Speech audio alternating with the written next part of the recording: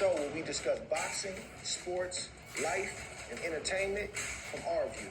I went to the naked. Me and Roy don't always agree. But one thing you will get is a Hall of Fame worth the game. Top of the morning, Roy Rogers. There it is. How you doing, my brother? What you got going on the farm on the 80 acres, brother? What's going on this morning? Yeah, I'm good, Trey. I'm taking it easy. Everything is going copacetic around here, Not really much happening.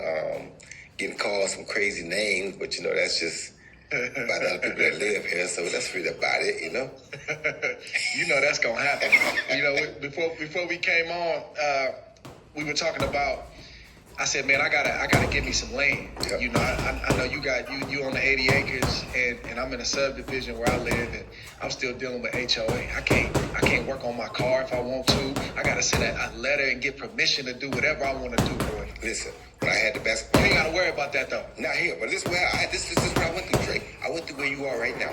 When I was at the basketball court, I moved some woods back some because there was too many water moccasins showing up. The HOA got mad at me, said I had to plant every tree back, and said it was a snake habitat. Now the snakes are what gonna bite and kill your kids. They told me, no, you gotta leave. We put that back just like it was because the snakes have a habitat there, and we're trying to protect the snakes who are also trying to kill my kids. So it's time to go. Right, came back out here to the 88 acres. Ain't gotta worry about none of the HOA stuff. I am Now you the HOA. Don't believe it. The HOA. Don't believe it. Yes, sir. I'm still working on it. Today, we're going to talk about something, man. It's something that you have participated in. It's something that I'm rumored from time to time to be a participant in, but hasn't happened yet. And it's something that I think if it's the wrong fight or matchup, it seems to get under your skin. I start seeing you get agitated, I start seeing your eye twitching a little bit, and you start getting a little antsy in the chair. And that's the topic of exhibitions, boxing exhibitions. So today on Hall of Game, this is going to be the exhibition edition. We're going to talk all things boxing exhibitions or exhibition matchups. If there's, some crossover going on. But I want the fans to understand something because sometimes these phenomenons come back around or they start to get very popular again, but people got to realize these exhibitions have been going on for a very long time. Yeah. I'm going to just go back to former heavyweight champion John L. Sullivan. John L. Sullivan, he toured, he fought at local towns and small groups to build morale, give people an opportunity that otherwise wouldn't be able to go to a boxing match or a championship boxing match. It's a way for fighters to supplement their income back then and to also just continue to build their name and their fan base. You look at the great Joe Louis. Joe Louis, he was enlisted in the military. He would go and fight to build morale and to get money for the U.S. war interest. One of the greatest fighters, arguably of all time, depending on where you land on that scale, Sugar Ray Robinson. Sugar Ray Robinson toured to supplement his income, to showcase his skill set. The great Muhammad Ali did it. He did a crossover exhibition in Japan with a wrestler. And we're going to talk a little bit more about that in just a second. But he also did boxing exhibitions. And I can go down the list of great champions that did this for various reasons. But now, in the 21st century, it's a lot of talk about these boxing exhibitions or just exhibitions in general. And I got to get your take at the top of this conversation because it seems like there's some exhibitions that you are okay with, but then it seems like it's some exhibitions that you're not okay with. And I just need to understand the logic behind it because try imagining a place where it's always safe and warm. Come in, she said, I'll give you shelter from. last time I checked, Roy, Yeah. you've done 4 exhibitions. And your biggest exhibition came against Iron Mike Tyson. Mm-hmm. Y'all did big number, crazy numbers, 1.6 million, 80 million in revenue. And for me, it's about nostalgia. It's about entertainment. And for y'all being great fighters and, getting older, I still want to see the competition at this age. So Most of these exhibitions, I don't have a problem with. But Roy, you did them. I think if they call you with the right number now and the right opponent that gets you interested, you might still do it. Why you feeling the type of way about some of these exhibitions? Which one am I feeling the type of way about? You know which one I'm talking about. Mike Tyson, Floyd Mayweather. Oh, I didn't say I feel a certain way about it. I just said it just don't interest me. It's two guys that are so far apart in weight that it really is not interesting to me because do I think Mike Tyson and Floyd Mayweather would have been a great fight in their primes? No. So it don't interest me like that. You understand me? Now, Right. if I thought it would have been a great fight in their primes and they're both older, yeah, I want to see how they still do it in older age just because I like to see what would happen. But these two guys are never even close to being a fight in their prime, so what's it going to be now? How is that going to work out? You feel where I'm coming from? He's not going to make heavyweight. He's never been a heavyweight. And he's going to be above 200 pounds. So how is that going to be even a fight to look at unless he don't fight? You understand me? So it's like, for me, that don't really interest me because I can't see the mythological idea of them really being in the ring. People could see the mythological idea of myself and Mike Tyson fighting because after I won the heavyweight title, I told them people plain and clear, the only person that I will stay at heavyweight for is Mike Tyson. If Mike Tyson doesn't want to fight me right now while I'm at heavyweight, then I'll go back down and recapture the light heavyweight title like I thought Bob Fitzsimmons did. You understand me? So it's not like I have a problem with exhibitions. It's just that it has to be something that I can fathom in my mind. Wow, that would have been a great exhibition to see. Like right now, if somebody said, hey, how would you like to see an exhibition between Andre Ward and Terrence Crawford at 175? Exhibition, that's a beautiful exhibition. That's two great guys in the ring together. You want to see, even though Andre is paid beyond his prime, you still going to see some great things about how they think. You're not going to get the power you would have gotten in Andre's prime, but you're going to see a lot of how that would have worked out mentally because Andre's going to work some of that out mentally. You feel me? So it's like, I'm interested in exhibitions that make sense. Now, to Tank's credit, I'm interested in the Tank Jake Paul exhibition because I know for a fact that if they do it for real, Tank is capable, although he's small, he's capable of knocking Jake Paul out, just like Jake Paul probably capable of knocking him out because he's so much bigger. So you believe that? I believe No that. doubt about it. Not a question. If they fight for real. If they don't, if they say, you know, well, I'm going to take care of Jake, just want to go through it and learn more, then you might not knock him out. You understand me? But if they do it for real, Tank is highly capable of taking Jake Paul out. So the exhibitions that I like to see are ones that either I can mythically look at and say, wow, well, if he would have did that back when he was 10 years younger or 8 years or 12 years ago, he would have beat him. You understand me? Because we know boxing. We can see what the landscape looks like without even seeing it. You understand me? So an exhibition amongst two people that are that or were that, or one that is that and one that was that, that tells people that know the game, that tells us a lot. Exhibition between people who are way apart, it's not going to tell us nothing. Because both of y'all are high-level boxers, but y'all so far apart that was something no one ever fathomed. And to be honest, I ain't going to go that far because you won't get mad at me again, so I'm just going to keep it at that. Fight fam, it's your boy Ak, and we have a massive fight coming your way. You know we had to team up with the squad at DraftKings. Rock, I'm talking about Tank versus Jake Paul. Is that the fight that everybody wanted to see? No, but it's going to wind up being a big fight, and I know when it starts. People want to see Jake, people want to see Tank, so essentially it's a fight that people want to see, they just won't admit it. I believe this started because someone in the camp of Paul said, don't mess with Tank, because he'll knock you out. The fight is an exhibition. Exhibition means nothing. I've seen Sugar Ray Leonard knock somebody out to the body in the exhibition. This is going to be one of those fights that you can't miss. Matter of fact, all fights are like that. So don't forget to check out all that DraftKings has to offer and use our promo code ATS Fights. The crown is yours. Check out all that DraftKings has to offer via the app or the website. Join it on the phone right now. While you're still standing, download the DraftKings app right now. New customers, I got something special just for you guys. Use our promo code ATS Fights. Level up your fight night experience. Put a fresh spin on ground pork, on crispy lettuce wraps, on homemade meatballs, on zesty taco night. Spice it up your way and put a fresh spin on flavor. With riots and violent looting Damn going on commercial. all over the country, I don't feel safe leaving the house without this banana. Normally, I would be worried about this.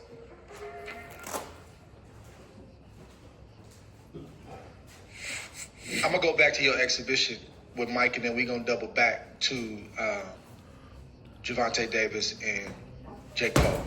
So Mike is 54, you were 51 at that time, and I do understand what you're saying. That makes sense to me. On your takes on the exhibition, that makes sense to me. How did that exhibition come about? Because everybody's minding their own business in their 50s, and all of a sudden the phone rings. So how did that exhibition come about?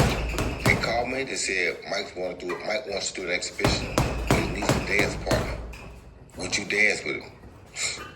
I wanted to fight him when I won the heavyweight title anyway. So quite naturally, yeah, I want to see what that's like. I want to see what it was like back then. Like I just told you, a lot of times exhibitions gives us an insight of what could have happened back if they were in the same time or had they fought in their prime.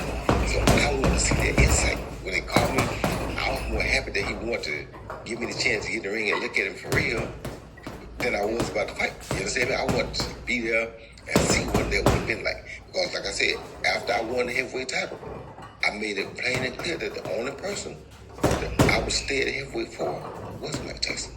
Right. Well, but how does that work though? At that age and for an exhibition, if I'm not mistaken, y'all fought 2 minute rounds? Yep. Or did y'all fight 2 minute? 2 minute rounds. 10 2-minute rounds, I believe, right? Yep. How's the training different for something like that? How do you turn on for something like that? Well, you turn on because, first of all, they said, listen, because y'all both are older, if we see y'all trying to tear each other head off, we're going to stop it. So that was cool. They said that? They said that. So that was cool to hear that.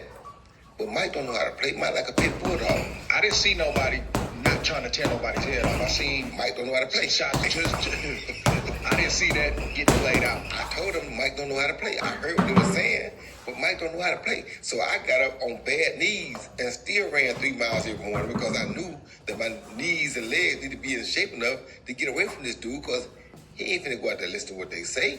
You understand me? First time he hit my chest, it felt like a mule that kicked me in the chest. I said, this dude can punch, okay. Yeah. But I expected that he could punch, but I didn't know that he still had that kind of power at 54 years old. So What round was that? That was the first round. Very first round. I said, hey, okay. Then I think about the second or third round, I hit him with a hook. And he said, okay, good shot, because he knew, he kept coming. Then about the fourth or the fifth round, he took the laces and laced me in the face. Dude, nobody sees this stuff though. Because the ref don't know what he's looking at for real, because it was supposed to be an exhibition. But this dude really He did it on purpose? Yes. I'm talking this Mike don't know how to play, bro. You understand me? So I said, come here, man. Yeah. I mean, it just blew my mind. But yeah, it was fun. Well, did you get ready though? Yeah, of course. Did you leave home for that, or did you stay home for that? Well, the California PA ain't got ready for real. This is Mike Tyson we talking about. We're not talking about somebody, like I said. They say what they want to say. This dude is Mike Tyson. You understand me? And I'm not saying don't do this, don't do that. No, I want to see how it's going to be anyway. So I want to get ready so I can be your mind too and see how it's going to be. You understand what I'm coming from? See, can I get my ready set off? Man, I like, for me, again, I said this a couple weeks ago on the show. I said, man, it's not too many boxing purists that are more purists than me. Like, I really understand the game. I appreciate the game. But most of these exhibitions, I don't have a problem with. Like, to your point about a matchup that didn't happen, then I can reimagine, okay, I know they older, but I want to see what happens. I want to see what type of shape Roy come in at 51. I want to see what type of shape Mike can get in at 54. And it ain't never a bad idea to make some money at that stage in your life and your career. I just feel like if guys that gave you 30, 40, 50, 60 real fights, like if there's a matchup that we can have that can spark the interest of the people and we can do numbers, even if it's Mike Tyson and Jake Paul. You can't tell me, even if it's Mike Tyson and Jake Paul. Mike Tyson and the majority of them, Jake brought what he brought to the dance, but Mike brought what he brought. That's Mike Tyson. That's Iron Mike Tyson. And Mike was a genius with them 30-second clips they was putting out leading up to that fight, boy. Mike had you thinking he was back, you know, and he was back to a point, but that age won't let you sustain that, you know, that intensity and that ferocity that you showing. But if you can do that at a certain age, let guys get their money. They've already given you the show 40, 50, 60 times out. If I can get something that can spark the public's interest, why not? I don't have a problem with it. Yeah, I don't really have a problem with it. Like I said, my only problem, the reason I said I'm really not interested, because like I said, they would have never fought in their day. So I didn't want to see that. Because Talking about Mayweather Tyson. That's why I said I'm not interested, because they never would have fought in their day. It just would not have happened. So it's like, that's the only reason I say I'm not really intrigued about that one. If it's a boxer and a person that don't box, and like Tank and Jake Paul, for instance, and they got such a big weight gap, now that makes it kind of equal. USC chases their first Big Ten statement win against Illinois. Big noon Saturday on Fox.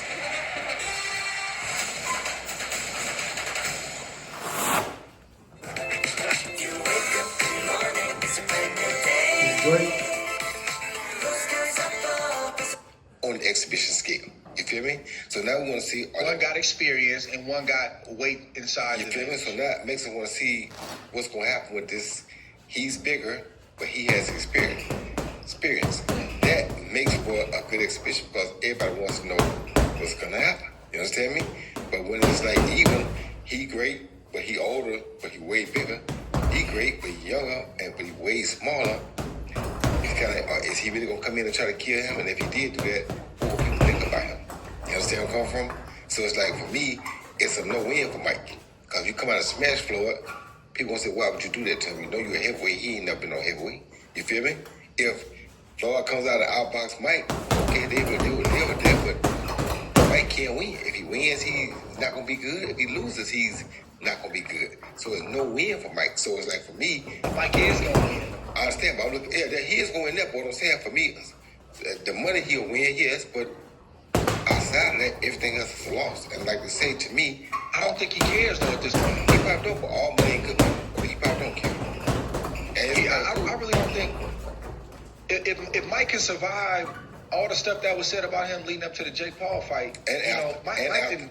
And After was way worse, because Mike, the marketing and the way. You want to go through that again? Yeah. Who? Mike, does Mike want to go through that again? If he don't Well, he care, going through it. If he don't care, it's cool. So He going through it right now. okay, well, it's cool. You saw the reaction with the Floyd Mayweather announcement, but and they ain't even fully announced it. They just put the artwork out. So you saying so go through that same thing again? Is the money really worth it? I don't think he cares. Okay, if you don't care, it's cool. If you don't care, it's cool. Mike is a businessman. That's fine. That's fine. That's what I think. Okay. And so if he's a businessman, he's gonna win at the bank, but he's gonna lose in the ring. That's quite obvious. If you're a businessman. So now you just don't think he cares. So now you see, I was saying, but now you gave me the outcome, which is what we can't expect anyway. So why would I pay to watch that? Yeah. That's all I'm saying. maybe it's the little kid in me, the fan, the boxing fan. Like, I know Floyd is older. I know Mike is older. Yeah. But I want to see what happened. I want to see how this thing play out. Okay. That's me. So even when I look at Gervonta Davis and Jake Paul, the size differential is enough where Jake Paul is good enough where people say, he's terrible. Jake Paul is not a world-class fighter. I don't care how a person feel about that. Fighters that started in their formative years, like we did, 8, 9, 10, we got too much time in. Jake will never catch up to that. He'll never catch up to that. We just got too much time in. Yeah. But I've always tipped the hat to him because he is in the gym with a real boxing team. I know the BJ Flores, J. Leon Love, and a few others. He got in there, and he's got real fighters in there. He's getting the black eyes. He's getting the marks. He's trying to become better, and he's respectable enough where if you foolish, you can get knocked out. You can get hurt with that right hand. I don't know if he's going to land that with Gervonta Davis, but the size difference is enough where if he does land, he can hurt Gervonta. But Gervonta has been fighting bigger guys and sparring bigger guys his whole life. That's what people don't understand. They keep talking about weight classes are there for a reason. That's true. But some guys, and I said this about Crawford, some guys been beating up on big dudes for a long time. They've been sparring light heavies and heavies for a long time. This ain't nothing new. Now it's different, right? In a real situation like this, they do have y'all keep me honest on this. I think they went up on the gloves. The size of the gloves are bigger than they normally would be. But on the Gervonta piece, man, Gervonta, he went life and death with Lamont Roach in his last fight. A lot of people thought that Lamont Roach was going to get knocked out as soon as he got touched right. Lamont Roach was telling people before the fight, I know him. Like, we came up together. I know him. This isn't going to be what you think it's going to be. And Lamont Roach did his thing. It's controversy about the knee that Gervonta Davis took where the referee did not call. He started to count, but he did not count that. That could have been and should have been the difference in that fight because he did take a voluntary knee. There was a lot of talk about the rematch. What was reported initially was rematch first because Gervonta has to get some get back in a sense and restore his reputation. Even his fans, hey, bruh, we got to do better on this next one. And I heard that the exhibition with Jake Paul was going to be in November. Lamont Roach business first, then November. Then all of a sudden you start, the Lamont Roach situation wasn't a thing anymore, and it was just Jake Paul. And I don't know if it's because the Anthony Joshua, Jake Paul situation fell out. Jake doubled back and was like, nah, I need a dance partner. We got to get this now or it's not going to be available. Here's my take. Here's my take on Davis. I don't remember the last time that I've heard Gervonta Davis say, I'm in boxing to be the greatest fighter of all time. I can't remember. I've heard him say that he's better than certain guys in his weight class or this kid can't beat me. I've heard that. I can't remember. Maybe y'all can keep me honest. Oh boy. She's gonna be mad. She's gonna kill us. Hey guys, I got us an Uber. Because there are breakdowns in your area, there are drivers in your area. Uber. You've been working from home, but your roommate just took up percussion as a hobby. I need Indeed. Indeed you do. With an Indeed profile, the more skills and preferences you add, the faster Indeed can bring the right job to you. Online. The last time I've heard Gervonta Davis talk about his legacy in the ring, like I'm building my legacy, I'm trying to outdo Floyd in legacy. Like, I think it started like that for him. But the influence of Floyd Mayweather, Money Man, not Pretty Boy, but the Money Man, and building your brand and selling tickets and selling pay-per-views and becoming a household name, that's also a legacy. You got the legacy in the ring and you got the legacy in terms of how you sold. I believe Gervonta Davis is more focused on selling tickets and making money and securing his future for himself and his family. He said it out of his own mouth. I ain't got nothing else to prove. Well, depends on what your goal is. It depends on what you're trying to do. If you're trying to be one of the greatest fighters of all time, it's still a whole lot to prove.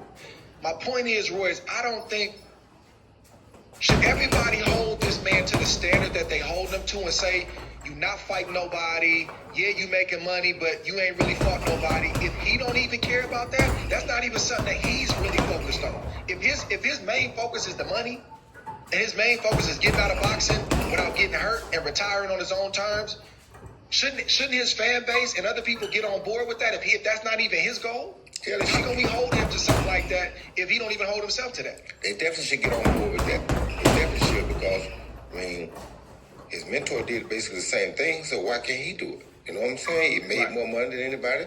He was smarter than everybody. He didn't take too many stupid risks. That's what he did, and it worked for him. And people okay with that and accepting it, so why can't Tank do it? Tank can do the same thing the mentor did. That's what the mentor is for. To teach you how to do this thing the smart way and not get you hurt. Not have to take no risks. Not to take many chances. So if that's what you learn, wow, if that's the easy way out, why not do that? But y'all gave him credit for it, so why y'all can't give him credit for it? He can do the same thing that this guy did. Everybody had their own mentors, their own pounds, their own people they want to be like. If he want to be like that guy that y'all want to say is great and was one of the best ever, why can't he do it? So I'm cool with whatever he say he want to do. In my old day, no, that wouldn't work for me because that's not how I work. That's not how I grew up. That's not how my mentors grew up. But his did, and that's what he saw, and he got it paid. So nowadays, those guys just want to get paid. They ain't really interested in all the legacy and being the best in their weight division or being the best. They ain't interested in that no more. So with that interest being thrown to the wolves now, all this kind of stuff is cool because if your fan base is cool with it, then there it is. And if the fan base ain't cool with it, if he make 50 to 100 million fighting Jake Paul, they'll be cool with it because they cool with you making money. That's what the fan bases are on now. They happy with you just making money being good. Back in our day, they won't be cool with that. You had to prove you was the best. They thought you fought because you want to be the best of the division or the best of your era. They didn't think you fought for just money or just fame for being rich. Now you fighting for fame just to be rich. That's how the game has changed. And there's been a drastic shift. It's a shift. We don't care about being the GOAT in our weight class. We don't care about being a GOAT 10 years down, 20 years down the line. We don't care about that no more. And that's what people don't understand when I say stuff. This is the kind of stuff I'm talking about. Right now, I understand. I'm not on air, and I know why I'm not on air. If somebody come in and say, hey, we're going to get rid of all these belts, make one title, do this, that takes away the history of all the hard things you and I work for. Right? Right? And we're not going to just sit there quietly and say, get rid of the IBF, get rid of the WBA, get rid of the WBC, get rid of the WBO. We're not going to work that because that takes out all the stuff we work so hard and so diligently to do. Y'all trying to erase that. So y'all don't want to put me on the air because y'all know I'm not going to be on there. I'm going to argue against it, which is cool. I'm not mad about it. I'm cool with that because I am going to stand on my toe when it comes to me talking about me being a world champ. I want to be like Muhammad Ali. Understand me? I'm not going to lie about it. I can't tell you nothing, no difference. I want to be the best in my division. As a matter of fact, I want to be the best around my division. Not just in my division, even around my division. I want to be the best. Today's fighters, they have been taught that that's not going to do it nowadays. Nowadays, go for the bag. So everybody is going for the bag. They're not only going for the bag, but when you talk too much about legacy, it's almost like the younger generation laughs at the older generation. Like, y'all, Of course. like y'all really fought him for that amount of money. Of course. You fought 4 of these guys back to back for this amount of money. It's almost like, oh, y'all got robbed. You tripping. And I'm gonna talk about the sanctioning bodies and all that stuff because I'm torn on that. You know, I understand what you're saying on one hand, but we done gave away a whole lot of tuition, mortgages, and a whole lot of other stuff to get a belt that ain't even real. So I understand what the belt means, and I understand how the sanctioning bodies work with the promoters and the title and being a champion is built into your contract. If you become a champion within this 4 or 5 year period, I get to extend you another 2 years. Or if you become a champion within this 5 years, now your minimum amount of money, it goes up. So it's a whole discussion about the sanctioning bodies and their place in boxing and if they should be in there. But I want to stay on these exhibitions, and I really want to touch on the fan base thing that you just said right now, because every child needs a space that's just for them. To color outside the lines. To host tea party. I've never seen nothing like this in the sport of boxing. If you see responses from fans, they don't even argue who's better anymore. They're arguing who's the A side and who's not. Who's a draw and who y'all don't know a left hook from a fish hook. And you talking about who's the draw and who's the A side? Y'all just regurgitate information that you got from a podcaster or a YouTube channel or a writer that you like. You don't really know how this stuff works, most of the fans. But that's the point that I'm making. It's not about proving. When you say young fighters don't want to prove, and there's still a few out there. And I think the Terrence Crawfords of the world, I think he's one of the last of a dying breed, right?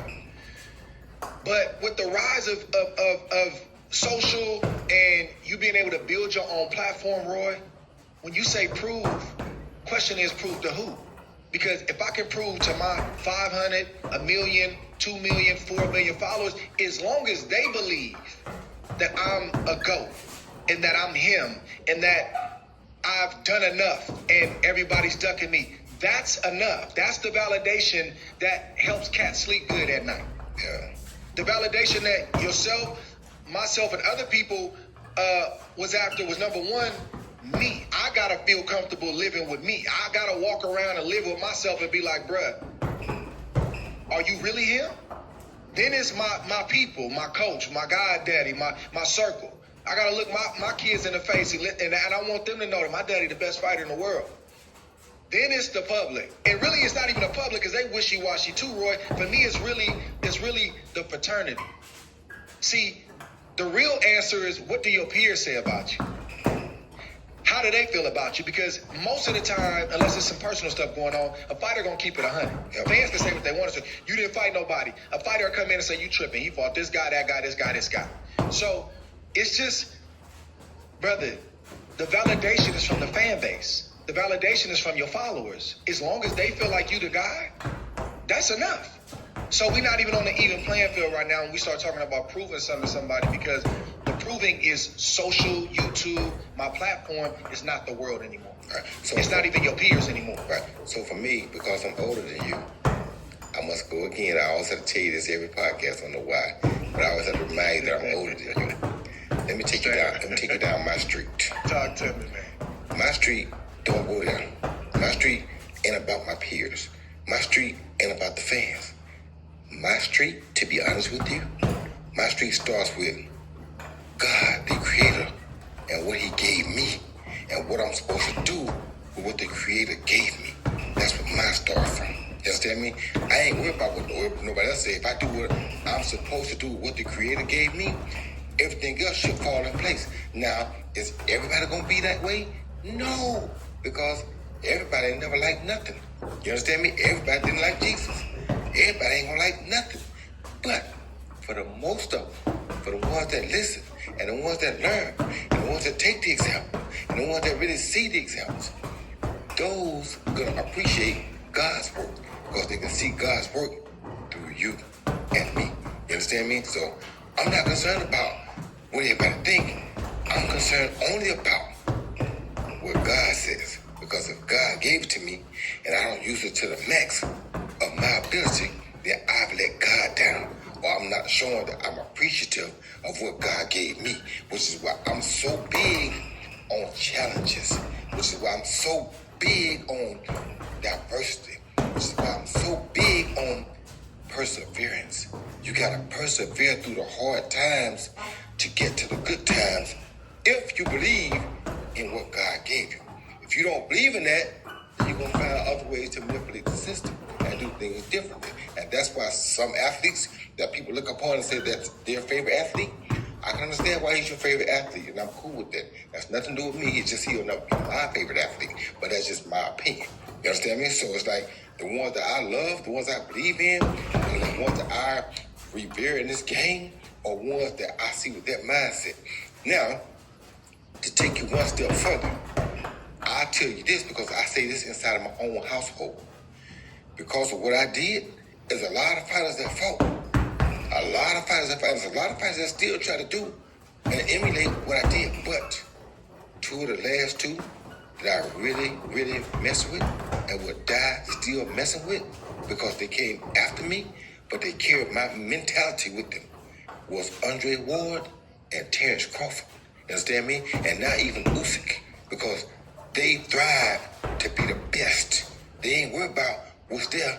They just want to be the best. They know what's there gonna come if they get to be that. But them three want to be there. There's a few more, but them three for sure wanted to be the best. I know who they watch growing up because they think like they got them. You understand me? That's what I look for. But that's why I think God would have wanted me to put out there and show those that were watching me. You understand me? And so that's what I did. Yeah, and I understand it and I respect it. And running has always been my thing. But after having